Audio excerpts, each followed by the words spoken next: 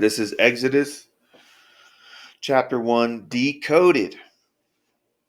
Um, I decided to keep on going, rolling with the decodes, chapter by chapter, verse by verse. And I put out a video a couple weeks ago telling y'all to give a thumbs up before me to keep on going with these chapter decodes. I got 2 thumbs up, so I'll spare the city, like the story of Lot, but God didn't spare the city because he couldn't find one believer besides Lot. um, All right. This chapter decode will start out with the article on chemtrails, and then also I'll roll it into this chapter. The mark of the beast will coincide with this chapter. All right. So right here, check out this W for us. Tennessee is trying to ban chemtrails from planes based on a wild conspiracy theory. All right. Isn't that cool? I take this as a complete victory because I try to record every time they spray over here, man, heavily. They do almost every single day, but the heavy days are the ones that, I unfortunately are worthy of posting because most people won't even watch those. And like I was trying to tell a commenter too, like, he was trying to tell me, oh, they've been doing this since the 60s, but, we all know that. Especially if you ever watch those old those videos on was it Woodstock, and you could see him chemtrailing, and then like 30 minutes later it starts raining really bad. The geoengineering aspect of that, and then they used him in Vietnam too to to drown out to flood the foxholes and stuff like that, the tunnels that they build over there. So yeah, I mean, people have been aware of these things, but if we don't identify this stuff, if we go back to sleep, and which it seems like whatever they're spraying, man, is working because people just don't care. They're so numb to it, and maybe that's part of the whole concoction of what they're spraying. I don't know, but I just think that we should all be posting videos. We should all be saying something about it because it's ridiculous. I think they are using it for maybe geo warfare, spiritual warfare, whatever it may be. It's not good, and it's not chemtrail. It's not contrails. Contrails are totally different from chemtrails. I put videos on there from a passenger airplane that releases contrails, the same height as a chemtrailer airplane, chemtrailing right next to it, and you can tell that it's not chemtrail or contrail. You can tell the difference. So, like the passenger planes will be a contrail. They have a little white tail sometimes when it's real cold, and it goes away pretty quick. The chemtrails have giant tails, big old white tails. They turn into clouds, or they turn into mist and make the whole valley misty. And then those are the days you wake up with headaches or your throat itches. It's no, it's obvious. All right, let me read this article real quick. The Tennessee State Bill is trying to ban chemtrails and references a conspiracy theory. The trails released by aircraft are formed of water vapor and linger in the high humidity. The wording of the bill means it could actually lower climate emissions. Right, that's a good take on it, good angle. The SB 2691 passed in the Senate on Monday, according to the Tennessean. It's not yet been advanced. Okay. Okay, so right here they're saying in reality, the trails produced by jets called contrails are made of water vapor. It says in reality. There's a huge difference between contrails and chemtrails because the water vapor is so hot it comes out of the plane's engine, it cools down in the atmosphere at high altitudes where the humidity is in the right place for condensation. It forms contrails. So contrails don't appear from every plane because atmospheric conditions can vary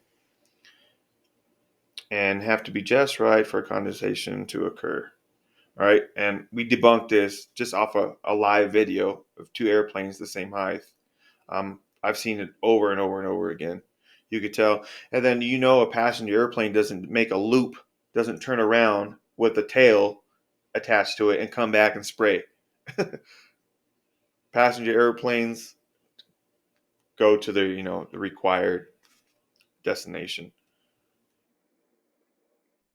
So you have Tennesseans that are completely aware of chemtrails, and they found a loophole, saying that if we ban, these aerosol planes, it'll lower climate emissions. But then right here in this article, they're already trying to debunk it. All these are contrails. They're not. But it's a victory for sure. At least the fact that it's being mentioned, right? And of course, they're not going to. Okay, the bill says intentional injection, release, or dispersion by any means of chemical compounds, substances, or apparatus within the borders of this state into the atmosphere with the express purpose of affecting temperature, weather, or the intensity of sunlight is prohibited. Uh, yeah, that's pretty much on that one. That's pretty cool, right? I'm trying to get this bill passed. Let's see what else they have.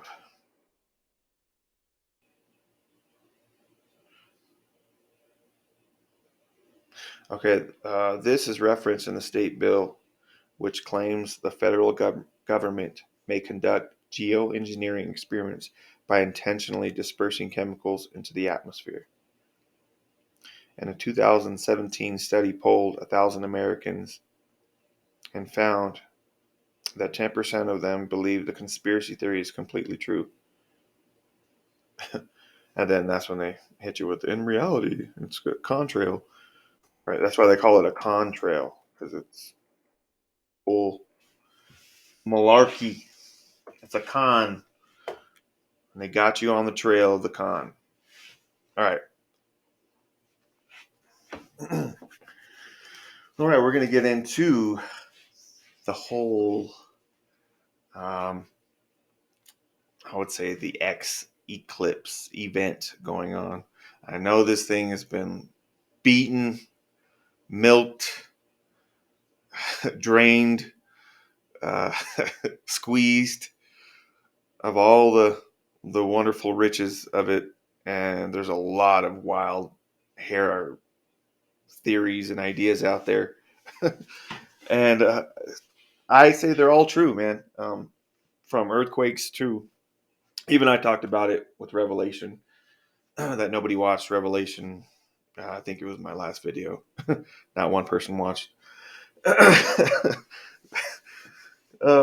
Anyway, oh, the pain. I'm just joking.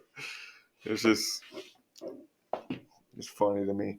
Anyways, and then it's funny to me that I make these videos, and then like, a month later, or like 6 months later, or even a year later, you see these mainliners, with a lot of viewers, they come up with, the same information, and people love it. And it's just like, whoa, man, been serving it to you right here, man, raw and fresh. And, it's not fast food, slow roasted.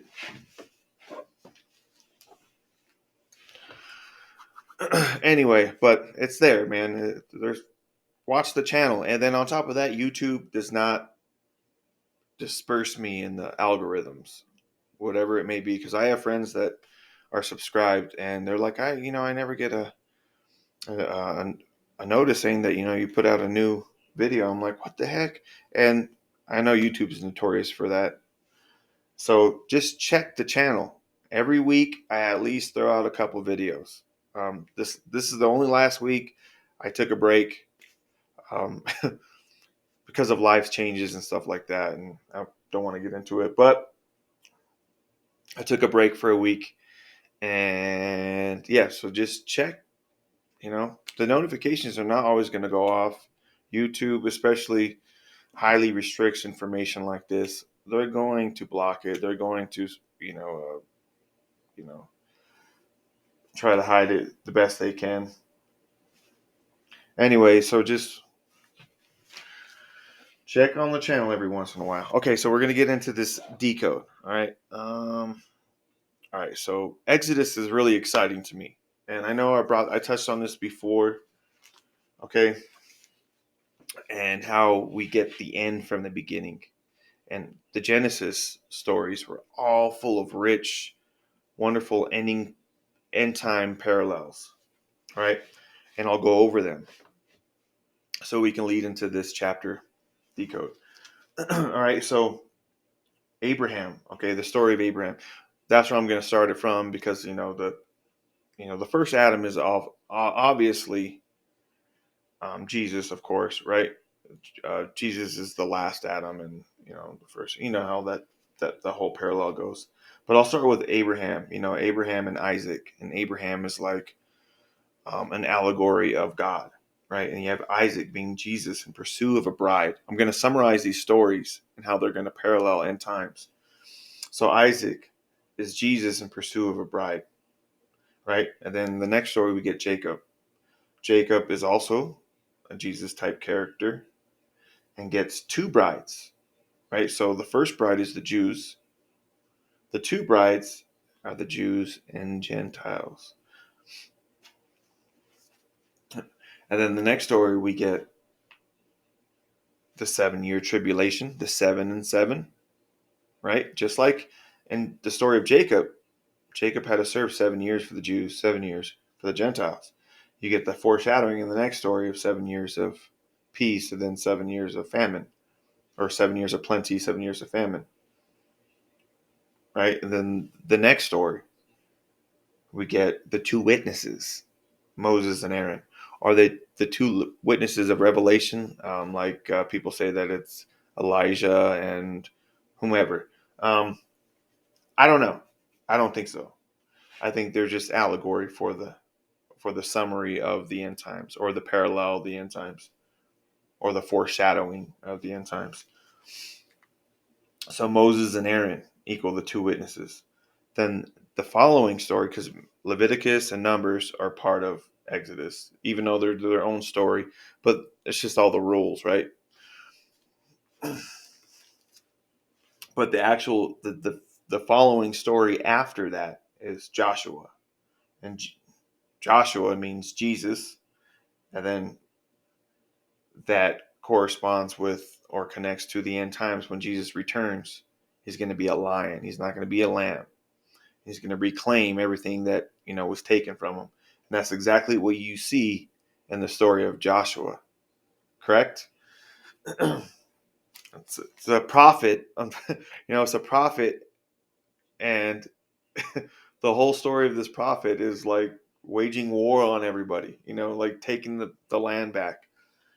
It's kind of an interesting prophetical story, which is awesome, by the way. And then the following story of that is Judges, right? Because the great white throne judgment, right?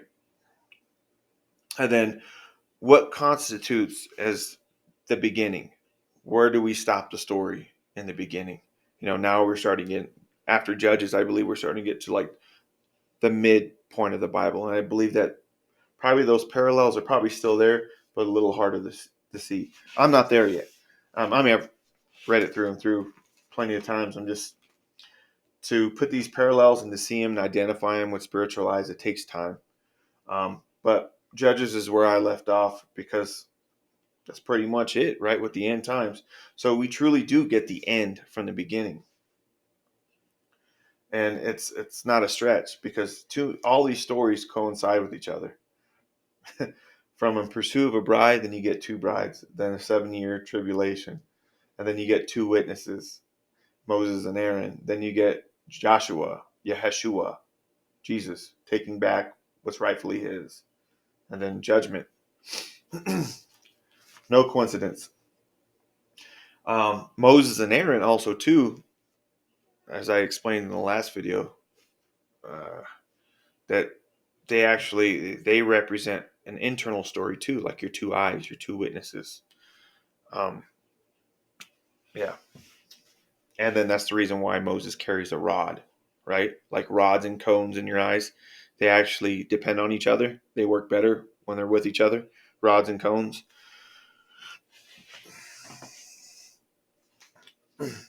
Anyways, okay, so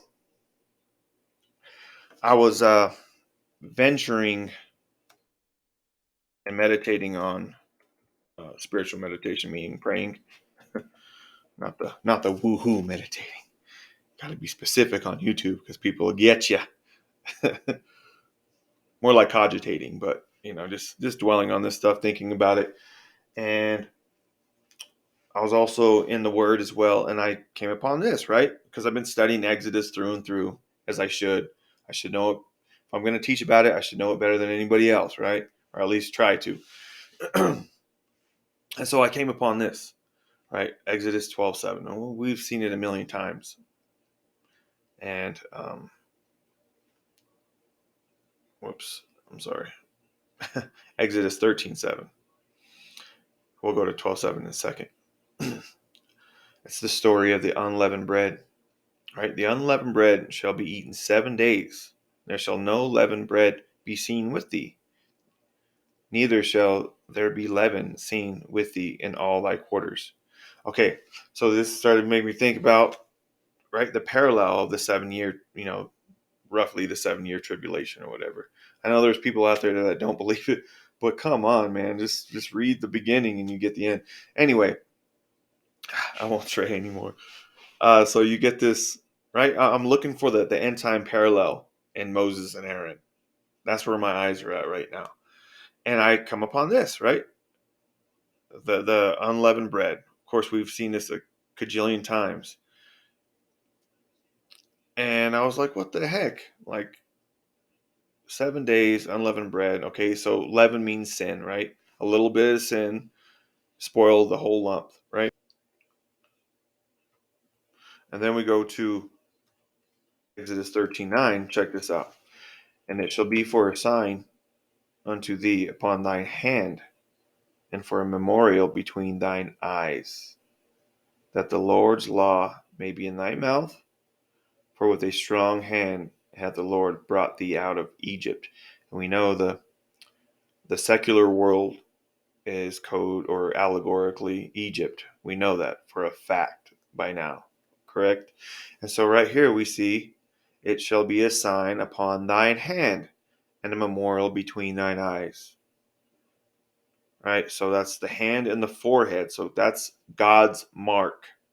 So we can clearly see that the unleavened bread shall not be eaten 7 days, and how that's connected to God's mark. So we shouldn't have sin, allegorically speaking, which is the unleavened bread ritual. That's what that means. There's no sin, right? The sinless bread is Jesus Christ, first and foremost. The Passover blood is the blood of Christ. So it's all Christ ritual. We should have Christ in our life. It's no longer the law, right? It's the figurative meaning behind these things. So we're in the figurative meaning of things. So 7 days, if we're looking at Moses and Aaron as the two witnesses on a figurative level, 7 days, we know that 7 days could easily be seen as 7 years, right? So no bread, no leaven, no sin for 7 years, or or Jesus Christ for 7 years, and it should be a sign upon thine hand and a memorial between thine eyes. That's God's sign, right? So we're no longer under the law, so you don't have to, uh, I believe that we should observe these feast days 1,000%. And if the Jews are not eating leavened bread, we shouldn't be, because there's no difference. Paul says there's no difference between Jew and Gentile anymore. Are we condemned by the law? No. But should we be ready for these feast days? Yes. Especially if we plan on living in the millennial reign. Most likely, God will have us doing these feast days. And it's good to know these things. It's good to know the history. It's good to know this, the symbolic biblical connection to these feast days and know exactly what they mean. And just like this feast day, we can see Christ written in it. And it blows my mind the fact that the Jews didn't see Christ back in these days. Like, you see the unleavened bread, which is Christ, right? It's the sinless bread, the yeastless bread, the Passover lamb, the blood being um, poured on the above the doorways and stuff like that. That represents believing in the blood of Christ. And we get the same thing right here. The allegorical, we can find the end and the beginning right now, right? These are the 7 years that we should be believing in Christ more than any other time. And we should be observing these feast days. I find it no coincidence that, we're on Exodus, and the Exodus is all about the Passover, correct? And the Passover is coming up. And then you have this whole X over America. And did you know that in Hebrew, X, of course, there's the Aleph and the Tav, the beginning and the end. You could see God in the X, Jesus as well. There's many X symbologies out there that are probably all right. But also an X is a form of a mark, according to the Hebrews. And I find it no coincidence that it falls around, this whole mark over America falls around the same time as Passover. We're in the theme of it. It's no coincidence. And that's the theme of this decode so far. Okay?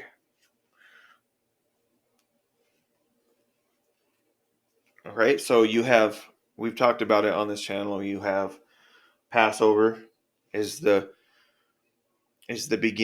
beginning of God's feast days. And I believe for us to observe them and to find Christ, I believe that at this time, this X over America is our choice. Either you have either God's mark on you, or you have Satan's mark on you. You go to God for your healing, or for for your finances, or for whatever it may be, or you go to Babylon, or you go to Egypt, whatever you want to call it. It's the line in the sand, literally. Okay, and then Easter. Remember, like, you can either celebrate Passover, which is God's feast days, God's timing, God's calendar, or secular holidays like Easter, which is Satan's holidays, right? Holy days. And that's why there's always some kind of weird demonic or weird conspiracy attached to the deeper meanings of these secular holidays. You always find it, but you don't find that in God's feast days. Okay, so what represents Easter? The rabbit, right? And remember, we've talked about it many times on this channel, what the rabbit symbolically means. A lot of people equate it to, like the Chinese Year of the Rabbit, which is part of it, of course. But there's a deeper connection to the rabbit. If you study, unfortunately, if you study secular music, movies, that they celebrate it all the time. They use it in replace of God, Jesus.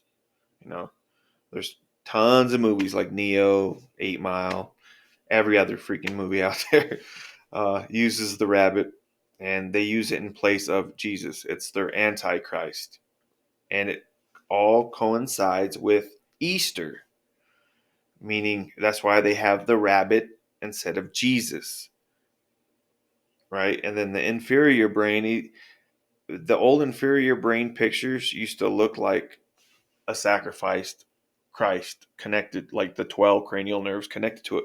But now all the CGI pictures are slowly being converted to this Donnie Darko rabbit looking character. And then let alone Jesus is called the rabbi, right? You either believe in the rabbit, which is pagan, or Jesus, the rabbi, the master, the teacher, right? So the rabbit coincides with Easter, the pagan version of it, the secular holiday. So the rabbit represents the secularism, the paganism and of course it has fertility connections to it too, of course, but it's all part of it, right? That's the paganism. Or you believe in God, God's feast days, and then they know the power of that, because they know that, in a weird spiritual way, even though that you only get marked when you don't believe in God. That's the mark. People are looking for this device and all this stuff. No, angels they see God's mark is something spiritual, as you can see right here. You either celebrate God's feast days and you get the mark of God, or you don't celebrate God's feast days and you get something else, right?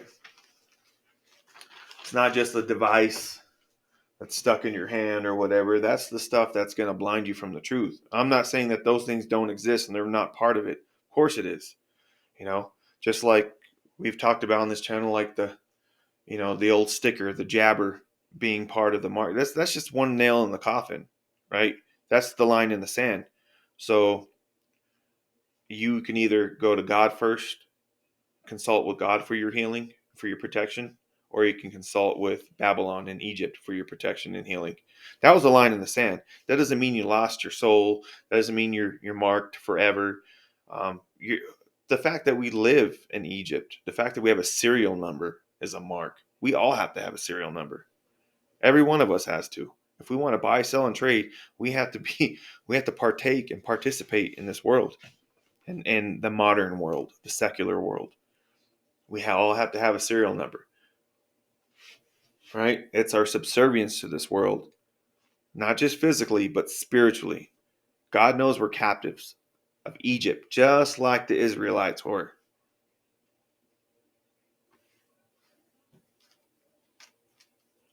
But it's our subservience. It's when we want to stay in Egypt. That's what makes us different. And I'm not talking about physically leaving. I'm talking about spiritually leaving. Sometimes we're stuck. We're bound by this place sometimes. We have to take care of people that are sick or ill, or we're sick and ill. We can't get off the grid, or we can't do this. That doesn't mean you're not, a believer of God, a follower of Christ. God knows that we're captives. It's just when you spiritually leave or spiritually don't leave, you know, the fact that we're using electricity, you're on the grid. I don't care where you're at. You're out in the middle of the woods. You're still on the grid. You're getting money from YouTube. You're on the grid. You're getting money from your job. You're on the grid. We're in Babylon. But is your heart attached to these things? Is your soul attached to these things? And I'm not talking about, what I'm saying is, is God in your heart and in your soul, because I know there's a lot of new agers. Oh, I'm not attached to this stuff, man. That doesn't mean anything. Do you have God in your heart? That's the big difference. Jesus Christ, not some pagan God, or, I'm not going to beat around the bush about Jesus Christ. Do you have Jesus Christ in your heart? That's the difference. Okay. And that's what all these celebrations were all about. In the Old Testament, we're under law. In the New Testament, the new covenant, uh, the new contract, because we know a covenant is a contract, right? And the currency of that contract is the blood of Christ. And you can see the foreshadowing of that blood right here in Exodus 12. They shall take of the blood and strike it on the two side posts on the upper door and the posts of the houses, wherein they shall eat it, right? The bread, unleavened bread. All right, and then you even eat the lamb as well. The whole, the whole festivity of Passover all centralizes around Jesus. You just got to look at it with spiritual eyes. Okay, so you can definitely see a parallel by now between the Old Testament and New Testament. It happened then, it's happening again now. And I believe exactly where we're at with Exodus is exactly what to expect. We can expect the two witnesses. We can expect this mark. Either you have the mark of God or the mark of the beast system. Okay, watch. And then Revelations 7:3 saying, "Hurt not the earth, neither the sea, nor the trees, till we have sealed the servants of our God in their foreheads." Is that God putting a microchip in your forehead? It sounds just like Exodus, right? And then they got me thinking about this whole eclipse thing, and then the Revelation 12 signs, which on this channel we correctly measured that whole sign. Um, People were attributing it to the rapture, which it probably is, obviously, because it sounds like that in Revelation. But we attributed it to, to possibly a foreshadowing or a definite warning sign, possibly the tribulation, as well as this, sign, right? It's no coincidence that in 2017 you had the exact same pattern going on in the stars and in the sky, right? In the heavens and in the earth. So the heavens, meaning the Revelation 12 sign, 2017, 2023, yeah. And then you have the two eclipses. They're the exact same eclipses. Um, the types of eclipse. Okay, so right here we have the ceiling, right? And I found it kind of weird that, okay, so I talked about this a little bit um, in the video that nobody watched, again, the Revelation Ramble video, and how I equated it to, look at just in the previous chapter, it's still in the same exact seal, right? Revelation 7:3. So I just backed it up a little bit because right here is the 144 sealing. So we get no kind of dialogue here of what's going on. So we could just go backwards a little bit, just a little bit to the same seal. And in 6:12, I beheld when he had opened the sixth seal, and lo, there was a great earthquake, and the sun became black as sackcloth of hair, and the moon became as blood. So you have an eclipse happening right before the great sealing of the 144. It's part of the exact same story. Like it's still part of the same sixth seal. So they're definitely connected.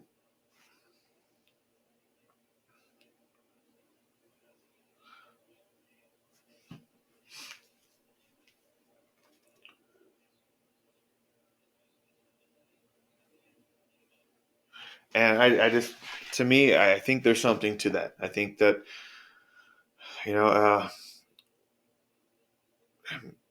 is that something to look for? In the Revelation Ramble, I just said that, I don't think we're here yet, but maybe we are. I don't know. It's the great delusion has definitely been cast over us, especially with the fact that we're waiting for the rapture beforehand instead of afterhand.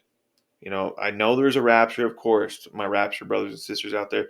I'm not dogging you, not dissing you. I am an open rapture, meaning I'm open to the possibility of a pre-trib and a post-trib. Therefore, I'm not bound by it. Therefore, I won't miss these signs. If we're looking for something that's not necessarily clear scripturally, um, and that's not necessarily clear in Revelations, and I'm not saying that I know to pre-tribbers is 100% clear. Yeah, I get it. I see a lot of pre-tribulation parallels all through the beginning. I do see it, and I've talked about it.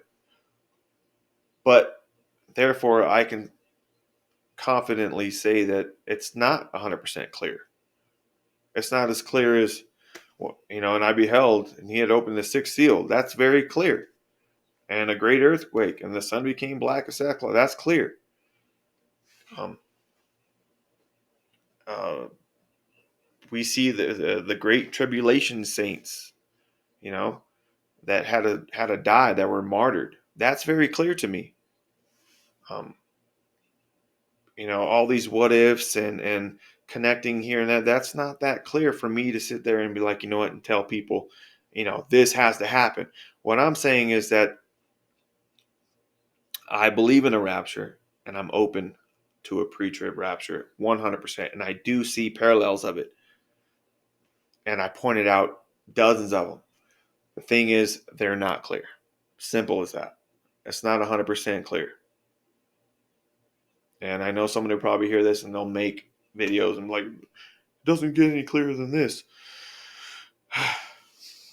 It wouldn't be a big deal if it was clear, but it's a huge deal.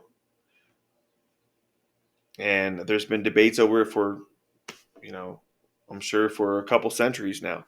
But the fact is that we have to look at things scripturally with an open mind, meaning that, hey, okay, there's a possibility of this thing, being a post trib or even a mid trib. I'll throw that out there. And could this have already happened? Could this have already happened? There what maybe not. You know, uh, Maybe not every mountain out of its place has happened yet, but there was a great earthquake. There's been lots of those, right? There's been lots of eclipses. Um, has there been a white horse figure, possibly, with bow and arrows, and you break down uh, the terminology of what a bow and an arrow is, and all the symbolism around that? Could those things have already happened? Has somebody out there trying to conquer? Well, there's been lots of conquerors over the years, over the generations, over the centuries. Could these things have already happened? The way that Revelation is describing it, probably not, or probably in the making of. Could have happened long ago, probably not. But the fact is that we have to test these theories before we completely dismiss them or say they haven't happened yet. That's all I'm trying to say. Because some of this stuff already happened. Yes. And that's up to you. That's up to you and God. And you know, um, just don't be submerged by one thing and then not look into anything else. You have to look at the whole entire picture. Okay. So what I'm saying is, don't get blinded by the pre-trib rapture and not look at everything else. And I'm not saying it's there to blind you. I'm just saying that we shouldn't just focus on one thing. Anyway, I'm focusing on one thing. All right. So next we have. Okay. So I was watching. Let's see here. I was watching Enter the Stars the other day, and he was doing this decode on the Ghostbusters. It was just the new Ghostbusters, just a preview, and he mentioned the fact that there were, didn't they just make a Ghostbusters not too long ago? And I was in the back of my head, I was like, yeah, not the Afterlife one, but the one before that. And I was like, yeah, with the chicks, in the back of my head, I was like, I'm going to watch that movie tonight, right? And I did. And when we watch secular movies, they're for discernment, and that's exactly what I was doing. I was discerning these things, and I came upon this. Check this out, and this all ties in together. Okay, it tripped me out. I was just like, okay, this one you don't need the volume, you just need your eyes, because I know the volume's not that good.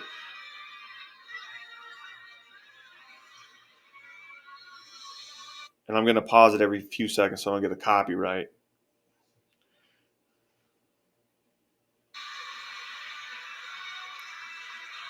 All right. So I don't know if you know the premise of this movie. Maybe later on I'll do a full decode. I just like doing comedies, my personal thing, because um, I know a couple other brothers out there that, in Christ, like Enter the Stars. They like doing like the sci-fi movies and stuff like that. And I don't want to. I don't want to step on their toes or anything like that. And I know specifically one time he said that I don't do comedies, and I was like, all right, I love doing comedy movies, breaking those down because they're the ones that you don't expect, and then they just hit you out of nowhere.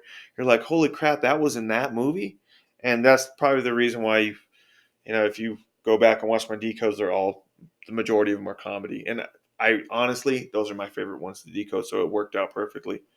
But check this out.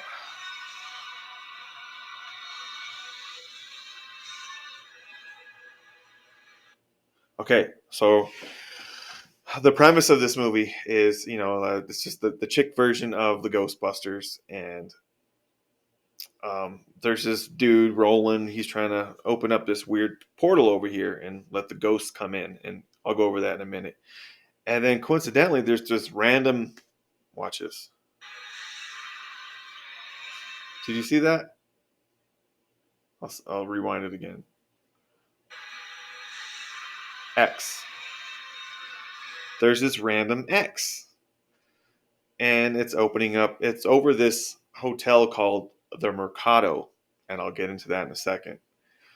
It's open. It's an X over this hotel, kind of like how we have an X over America, correct? With the eclipse.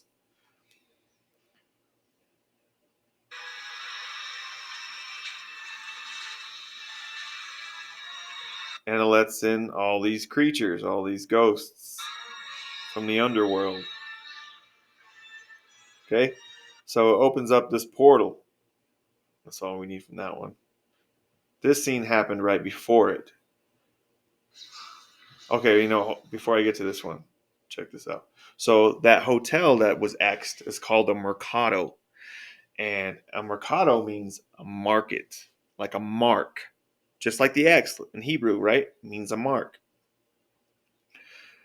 And a market is a mark, just a different way of saying it, right? A mark, like to market. But even though a Mercado means like a marketplace, right, where you go, but it's another way of saying the mark because it's over the X, right? Let me read you this. Let me read you this. Check this out. Okay, Mercado and a Mercada. Kind of sounds like that whole Merkaba thing, huh, from Egypt. Anyway, Mercado and Mercada were widespread personal names among Sephardi Jews. When a family lost a child and another baby was born soon after, they would symbolically sell it to a relative or a neighbor in order to fool the angel of death who had conspired against their seed.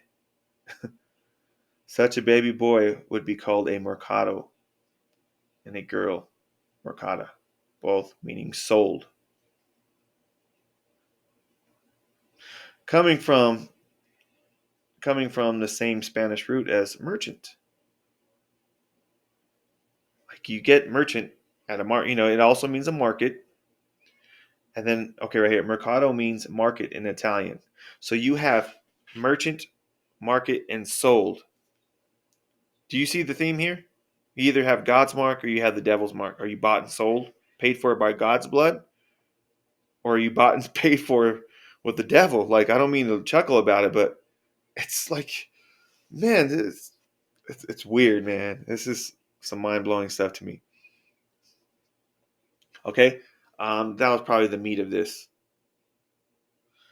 All right? Now let's go to this next one.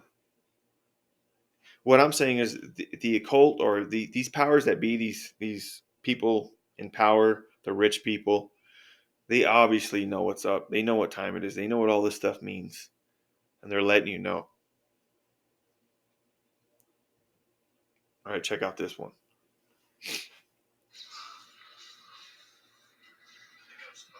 Uh-huh. Let me turn up the volume because this is... Check this out. If it sounds familiar to you, what this dude Roland says.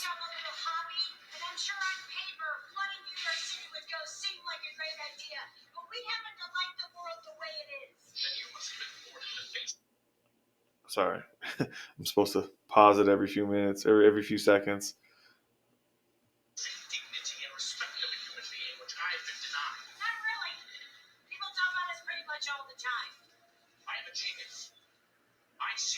He's this disgruntled dude that wants to open up this portal. Jump.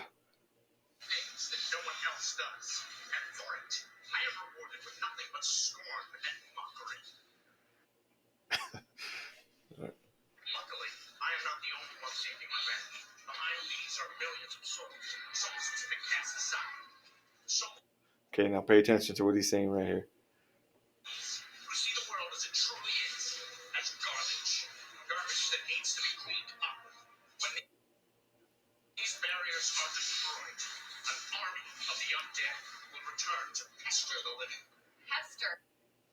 Does that sound familiar?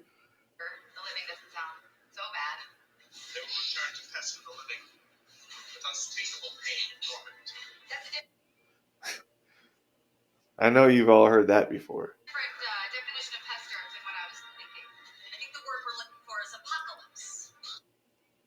Okay, so they're letting you know. Okay, they're letting you know this is connected to this because the apocalypse is Revelation, right? And the fifth angel sounded, and I saw a star fall from heaven unto the earth, and a key was given to him.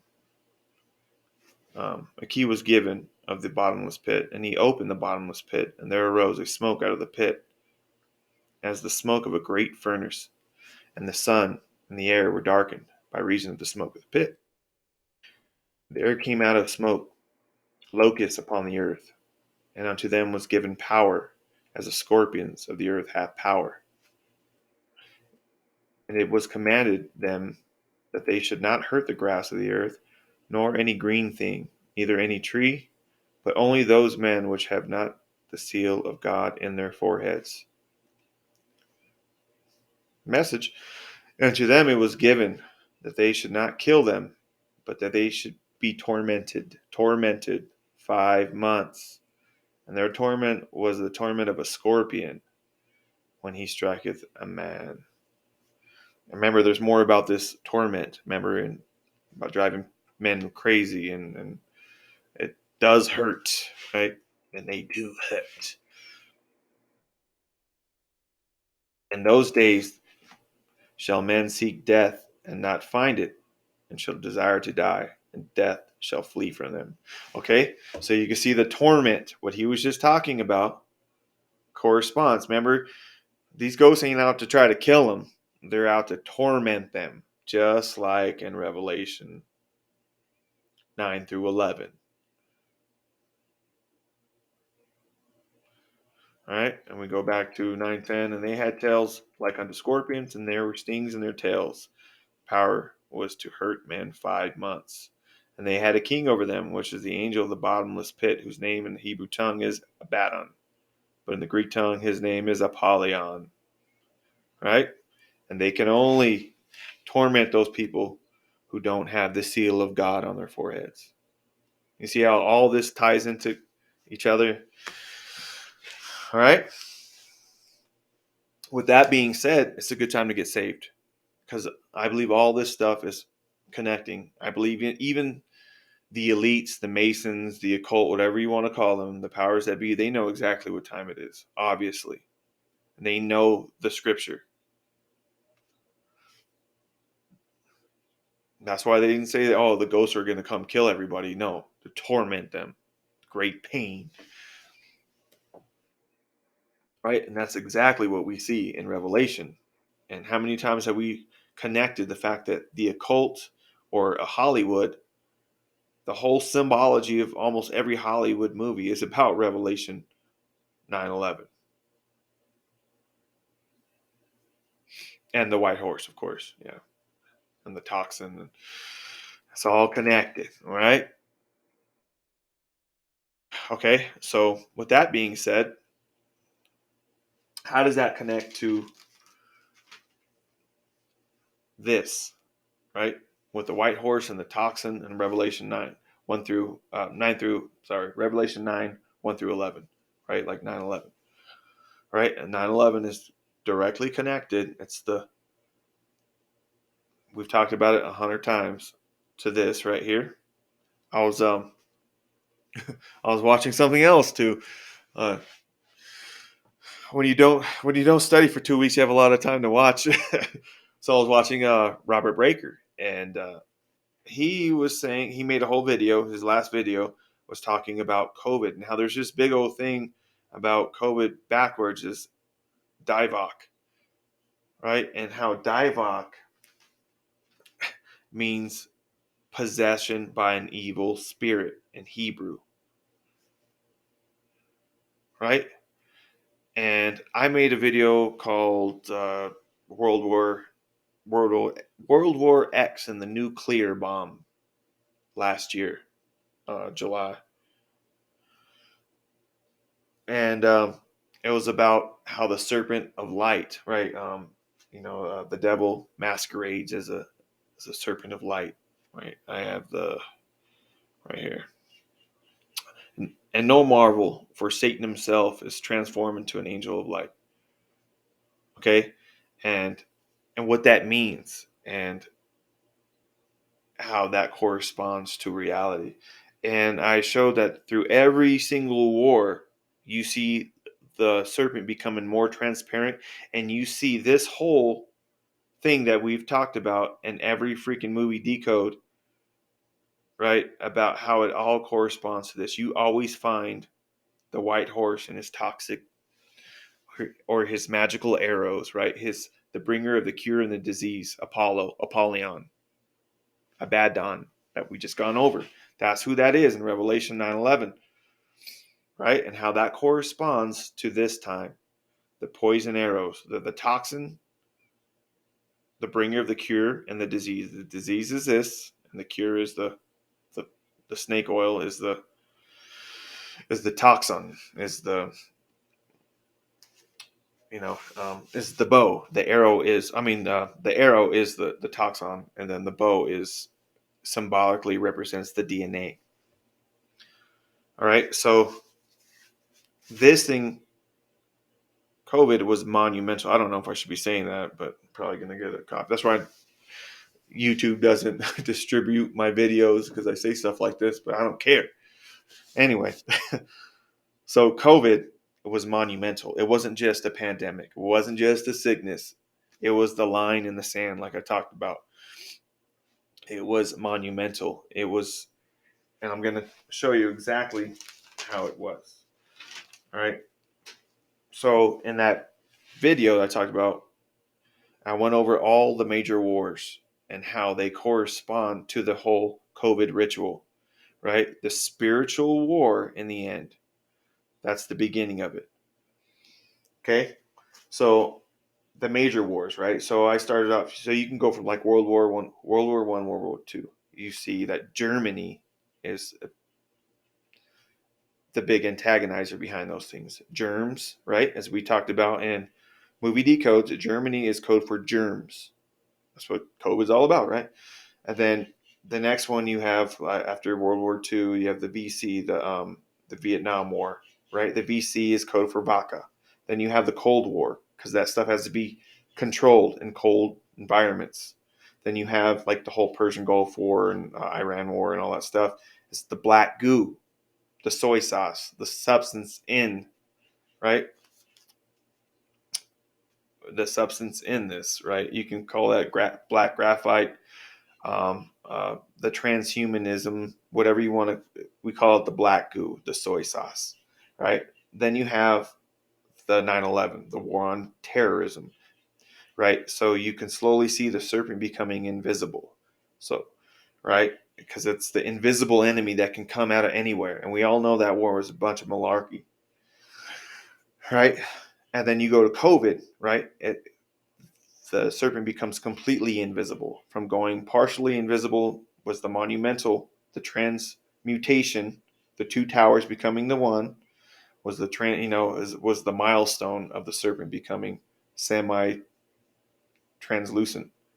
And then COVID being the spiritual war, being the enemies everywhere, right? It's an invisible enemy 100%. It can come out anywhere. Like in, it's like in, anyway. I was gonna say, like in movies, like you see like the aliens, right? Because aliens they live in that invisible world. They're not really there. So the Hollywood uses them as code for like the sickness, the alien virus, the alien flu. Just like in Independence Day, one of the guys says, "I have no visibility on them. I have no visibility." It's because they're invisible. They represent the sickness, and as well in that movie, they also represent the locust from the pit. Anyway. um, So you see in this, and we know that COVID. was the line in the sand because we all had a choice. We had a choice to either take the help from Egypt, Babylon, or consult in God. And some people took the old sticker, right? And they showed their allegiance to Babylon. And some people risked their jobs, their friendships, their family ships, and chose God. And and I'm not saying that you're doomed when you take that. No, the choice that you still have time to choose. That's what I'm saying. But I believe they used that was a big milestone for them to use this. They knew exactly, you know, it's a good calculation that they can take over us. You know, they can how many people that side with them and side with God. You know, I believe it was the declaration of the spiritual war. I think actually 9/11 was. That's why it's always connected. It's always connected in Hollywood, in movies, in cinema. 9/11 is always connected to COVID because they're completely connected. Um, and they're both declarations, but that was, COVID was the final declaration. And you can even see it right here. Does COVID backwards mean possession by an evil spirit? Because it has everything to do with the spiritual war, the spiritual battle.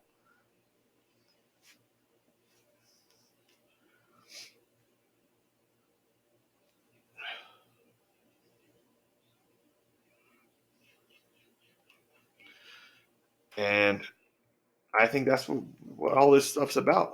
I think it's undeniable. And in the Robert Breaker video, he actually debunks this, and it does mean possession by evil spirit. He does a good job breaking it down.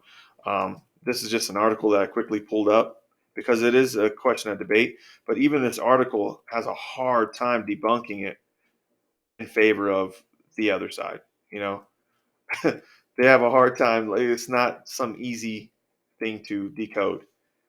And we know that the word COVID has all kinds of crazy stuff back to it. And then I guess this div divoc or whatever backwards COVID. It's this bill that's being passed to I think it was to like to monitor people. It's a current thing that's being done to monitor people to see digitally to see who took the vaccine and who didn't, something like that. I'll do a video on it later. I should have paid more attention to that part, but I was just looking for this, like the divoc aspect of it, because I knew and I know, and I've been talking about it, that this was a declaration of the spiritual war.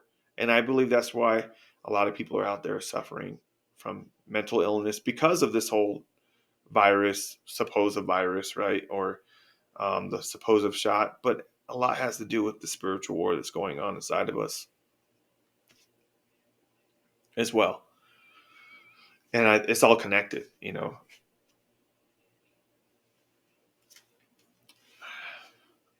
Maybe I should Google that and see what exactly what it was.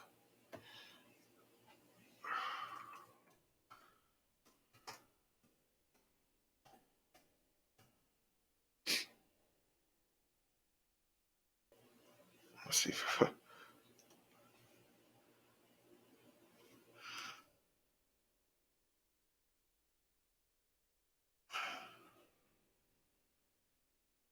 Introducing to.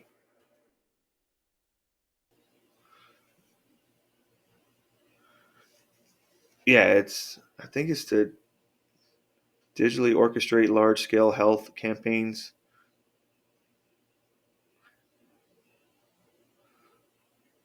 Yeah, and that's why it's a thing now because they're passing this bill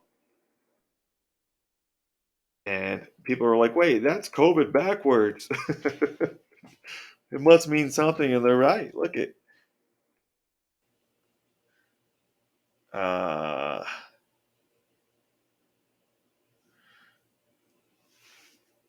I don't know if this is the same thing. Open source enables countries to digitally orchestrate large scale health campaigns such as vaccination. Yeah, it is.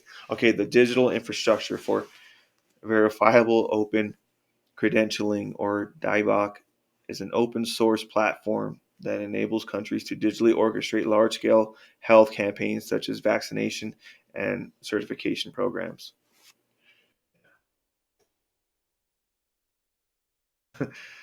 So, these people know, man. It's no coincidence.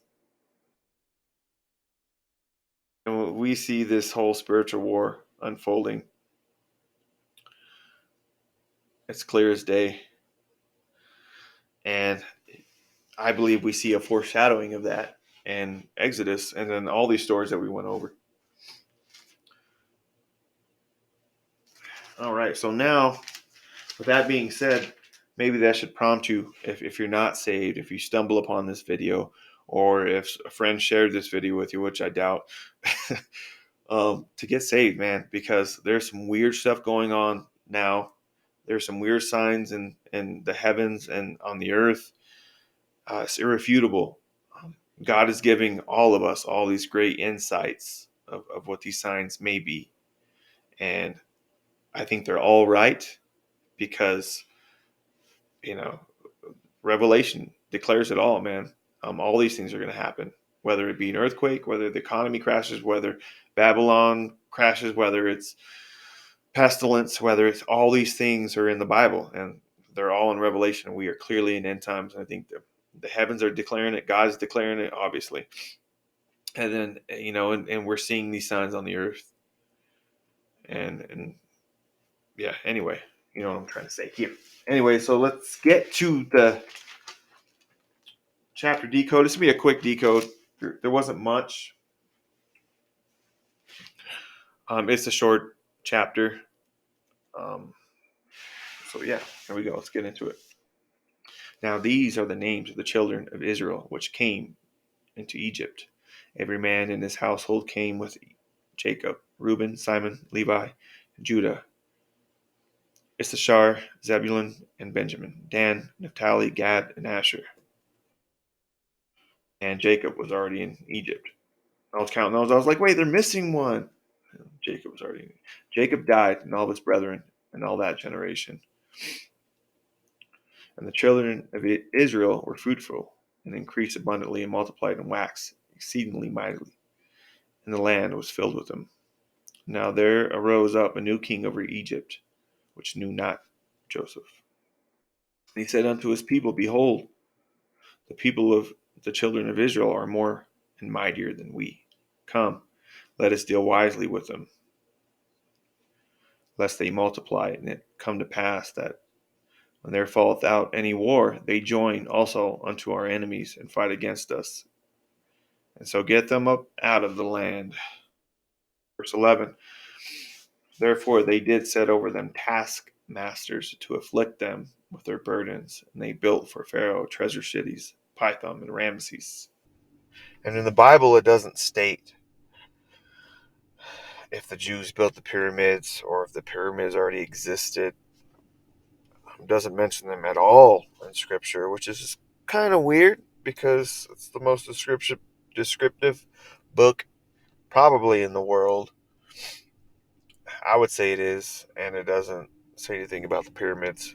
Kind of makes me think, I wonder if the pyramids were built after all this stuff, and maybe it's a big lie that they tell us. I'm leaning towards the Freemasons. Don't know. Possibility.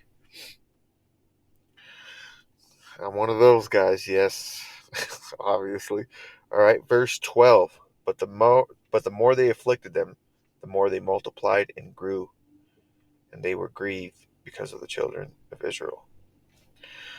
I know a lot of people out there think that, like out of suffering or like slavery, it breaks down a person. But the Bible kind of says the opposite. It makes people stronger. It makes people try harder. Um, I think there's a beauty in suffering, and I don't think we should like harness it in vain. Um, I think it sucks to be in that kind of situation, but it's almost like a blessing in disguise. As we've talked about before in previous videos, uh, we see that strength comes from suffering, especially if we have God. We see the law of physics at play here, like when we exercise. Out of resistance, we get results. We've talked about it in great detail in former videos. And if we have God backing us, then the suffering doesn't go in vain. He will deliver us, is the message here. And that suffering doesn't go in vain. God will make us stronger, wiser, more humble, etc. Free us from our former bondage and come out with white robes on the other side, changed in a twinkling of an eye. You know, I completely see that. I see that in suffering. Um, like I just said, it does suck when you're going through it, but it's almost like God has his finger on you. So if you think that, like, your people or your situation or, it's being condemned or cursed by God, I mean, maybe to a certain degree, but it shows that God is watching over you and he's putting you through this suffering so you do come out cleaner, faster, stronger, smarter on the other side, holier. It's a blessing in disguise. It means God's paying attention, regardless of how you see it.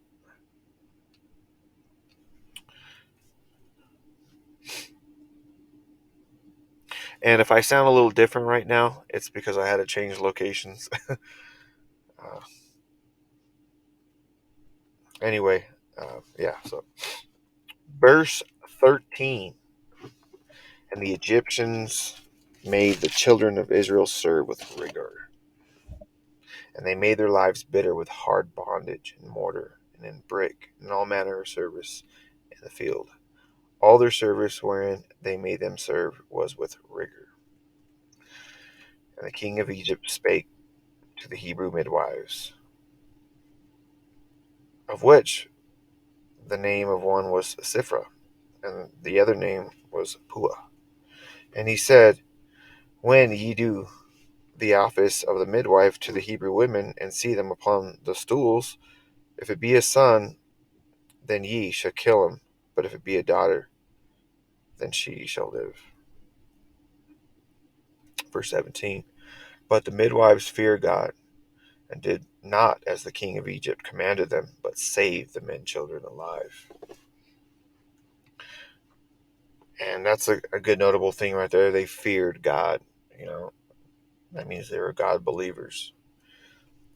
Verse 18.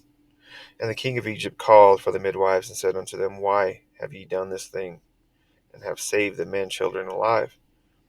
Verse 19. And the midwives said unto Pharaoh, because the Hebrew women are not as the Egyptian women, for they are lively, and are delivered to the midwives come in unto them. I think that means they have an easy childbirth. And this verse reminds me of the curse of the Garden of Eden, right? The woman is cursed with painful childbirth. But in verse 119, this one, we see a little bit of a contradiction. They're lively and they have easy births, right? And that's notable because that tells you God had, favor over the Hebrews, but he also has favor with the people that believe him, which are one and the same ultimately at the end of the day. And I wonder if there's something to do with that. I wonder if a devout believer will have an easier childbirth, right? And be a more lively person. Um, I think the lively person is 100% because the devout Christians I know are very lively, men or women. Um, and I think the childbirth has something to do with it. I think the curse is, not as severe. You know, if you're not a believer out there, you want to have children, and you want to do it naturally, I think God is the way, my opinion. All right. Verse 20. Therefore God dealt well with the midwives, and the people multiplied and waxed very mightily. See right there, again, too, this is more verification um, of, something good coming out of suffering.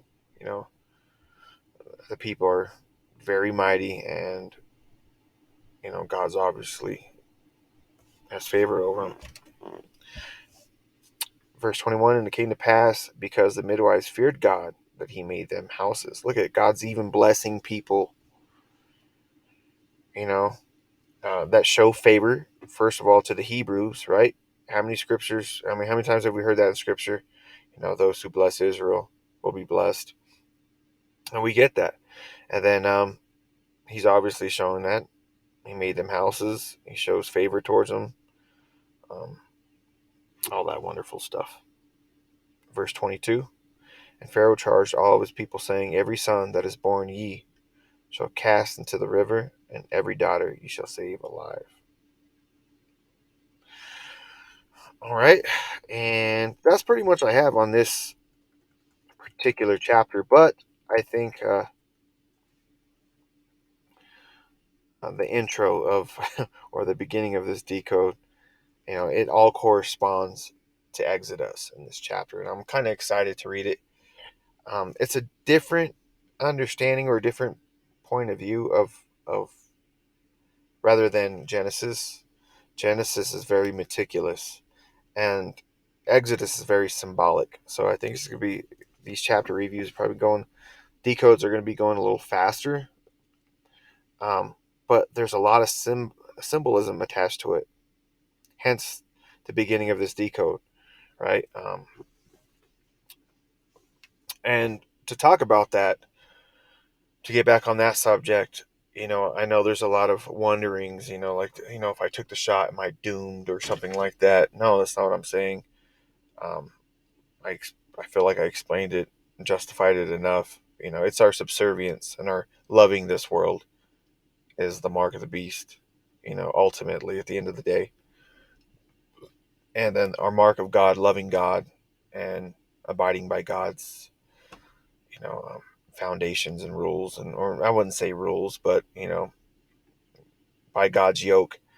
Um, I think that's God's mark, believing in the blood, and then, walking the Christian path, of course. But it's ultimately the blood, blood and the belief of Jesus and all that stuff. But naturally, we should uphold ourselves in a certain way, like Paul says. And I think it all goes hand in hand, ultimately, at the end of the day.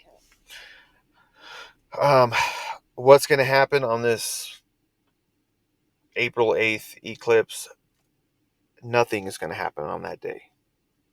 I'll tell you that much. Nothing ever happens, really, on the day of. It's just, these are warning signs. It's something to look forward to, or something that might happen before. It's going to be a gradual process, but we will definitely see it if we're looking for it. And we can probably, and most likely, in retrospect, connect you know, all the pieces to it later on, right? After we're looking back. Um, but then again, something could happen before it. The fact is, it's just, are we going to rightly connect it? Um, the fact is also, too, is all these things are going to come to pass one way or another. It's not about who's right, who's wrong, what's going to happen. All these things are going to happen. Just read Revelation. And if you're a believer, then you got to believe in these things are going to happen, regardless if they happen on April 8th or 2024, 2028. We just got to be ready. And we got to be in the Word. We got to believe. We got to have faith. And yeah, that's our preparation. You know, our preparation is our belief and faith in God and love for Him and all that wonderful stuff. Anyway, that pretty much sums this chapter up. I'm sorry for the long video. I meant to do, I was going to break this down to two shorter videos, but, from chapter 1, chapter 2, and just attach them. But I thought it was important, or I felt it was important to connect it all together, because it doesn't really make sense if you break it down, especially if somebody watches one video and they don't watch the other one. besides my 3 devout followers that watch all the videos. Thank you. Keep on watching. And everything that we talk about on this channel always pans out, and you know this will too. So your investment is safe. uh, anyway, thank you for watching. Oh, yes. The most important thing, hold on, is this. If you haven't been saved, if you are a new viewer by chance, if the algorithms are being generous and putting me out there and new people are watching this, and if you're curious about being saved, if you're on the fences, here you go. I like to recite Romans 10:9 because it's easy and straight to the point. That if thou shalt confess with thy mouth the Lord Jesus, and shalt believe in thine heart that God had raised him from the dead, thou shalt be saved. Don't forget the blood. He spilled his precious blood to save you. You should be saved. All right, and here's some other cool verses. I'll scroll through it slowly so you can see something that might fit your fancy. Anyway, thank you for watching.